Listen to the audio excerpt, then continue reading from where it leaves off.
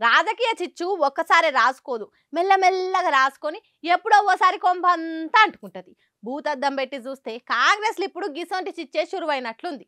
కాకపోతే అది ఇప్పటికిప్పుడు అంటుకోకుండొచ్చు, సల్లార్చే అవకాశాలు కూడా ఉన్నాయి కాబట్టి ప్రమాదాల్ని ముందుగానే అంచనా వేయలేం. ఇంతకు ఆ చిచ్చేంది అంటారా?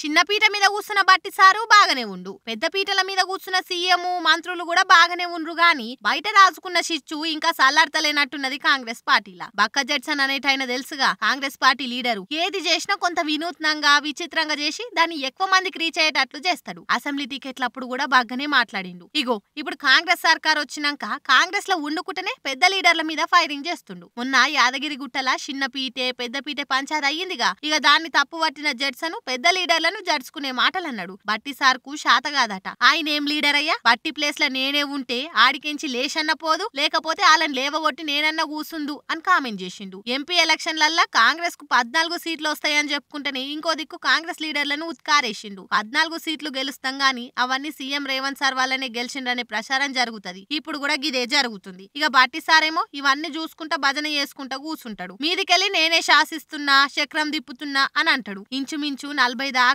కార్పొరేషన్లను ప్రకటిస్తే అందులో ఒక్కటి కూడా దళితులకు ఇప్పియలేకపోయినావు, ఇక నువ్వేడ శాసిస్తావయ్యా బట్టి సారు అని గాలి తీసినంత పని చేసిండు. ఉత్త మాటలు చెప్పుడు బంద్ చేసుకొని నీ రాజకీయం నువ్వు చేసుకోబట్టన్నా అని ఉచిత సలహా ఇచ్చిండు. ఇంకా ఈ జడ్సన్ సార్ అసొంటోళ్ళు ఎంతమంది ఉన్నారో ఒకరికొకరు మెల్లమెల్లగా బయటకు వస్తారు కావచ్చు అని అంటున్నారు జనాలు. ఏమోపో, మనకెందుకు ఈ రాజకీయం పంచాదులు, వాళ్ళు ఇవాళ తిట్టుకుంటారు, రేపు అందరు ఒకటై దావత్లు చేసుకుంటారు, అంతే కదా. ఏమంటారు?